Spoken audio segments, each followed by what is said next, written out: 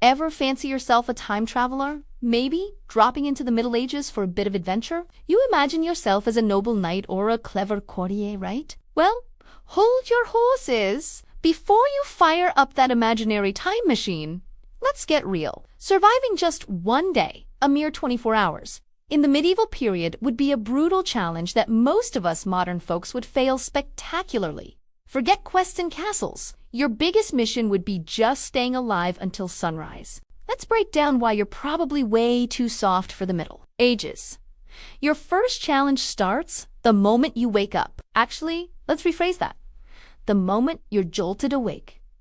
Forget your cozy memory foam mattress and blackout curtains. You'd likely be sleeping on a lumpy sack filled with straw, maybe some wool if you're lucky, laid out on a cold, damp floor. And you wouldn't be alone. You'd be sharing your sleeping space with your entire family, and probably a few friendly rats and a whole legion of fleas and lice. The concept of personal space was, shall we say, a bit underdeveloped. The air would be thick with the smell of unwashed bodies, smoke from the central fire, and whatever your livestock decided to leave just outside the door.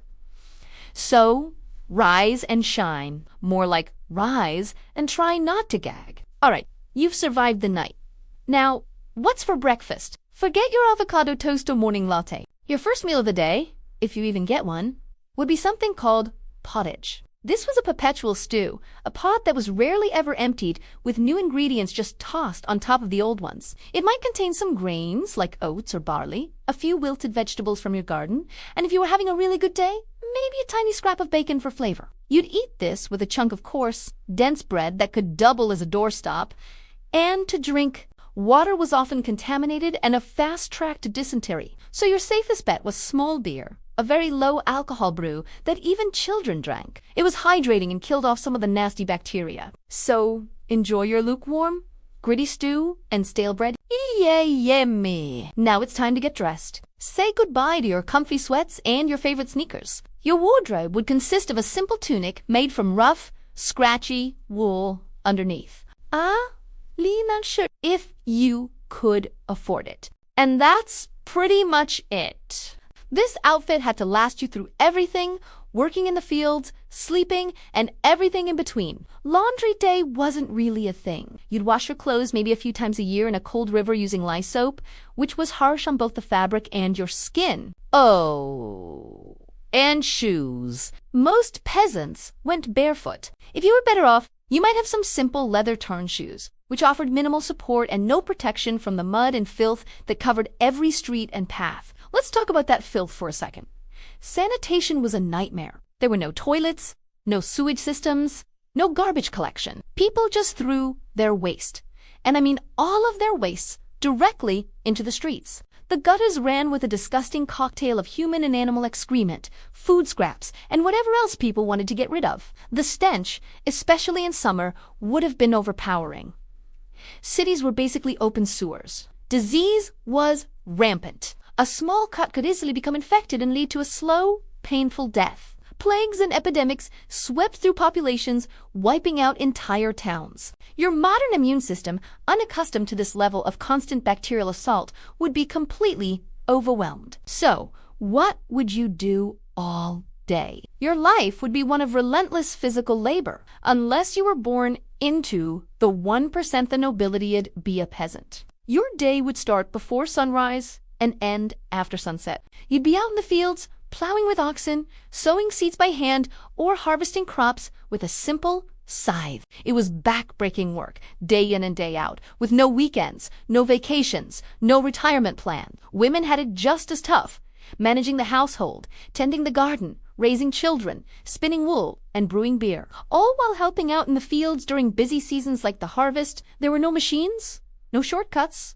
Everything was done by hand. A single bad harvest could mean starvation for your entire family. Feeling a bit unwell? Let's visit the doctor, or rather, the local barber surgeon or wise woman. Medical knowledge was based on the theory of the four humus blood, phlegm, yellow bile, and black bile. Got a headache? You probably have too much blood. The solution, leeches or bloodletting, where they'd literally cut you to drain the excess blood. Got a toothache? they'd just yank it out with a pair of pliers. Surgery was a terrifying last-ditch effort with a very high mortality rate. They didn't understand germs, so infections were almost guaranteed. Your best bet was to just hope you didn't get sick in the first place, because the cure was often worse than the disease. As the sun begins to set, your workday finally ends. What's for entertainment? No Netflix, no video games, no internet. Your evening's excitement might involve sitting around the fire, listening to someone tell a story or play a simple tune on a pipe. Maybe a local festival or a Saint Estee would bring a bit of cheer with some dancing and ale. But for the most part, life was monotonous and isolated. Your world was your village. You might live and die without ever traveling more than 20 miles from where you were born. The darkness outside was absolute and filled with perceived dangers, both real and supernatural. People believed in fairies, goblins, and demons, and the night was their domain. So you'd huddle inside your tiny, smoky hut, waiting for the sun to rise again. And what about justice? The law was swift and brutal. If you were accused of a crime, you might face trial by ordeal. For example, you could be forced to carry a red-hot iron bar. If your hand healed cleanly, you were innocent. If it got infected, you were guilty. It was believed that God would intervene to show the truth. Punishments were public and designed to be a deterrent. You could be put in the stocks for minor offenses, whipped, or even have a hand cut off for theft. Justice wasn't about rehabilitation. It was about retribution and fear. So, after 24 hours of filth, fear, and backbreaking labor, how are you feeling? You're probably exhausted, starving, covered in flea bites, and terrified of getting a splinter. The romantic image of the Middle Ages, with its chivalrous knights and grand tournaments, was the reality for only a tiny fraction of the population. For the other 99%, life was, as the philosopher Thomas Hobbes would later put it, solitary, poor, nasty, brutish, and short.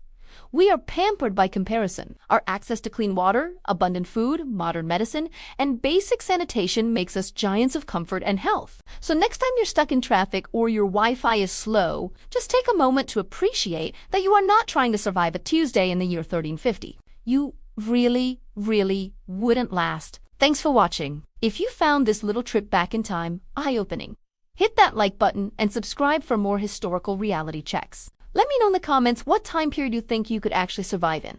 See you next time.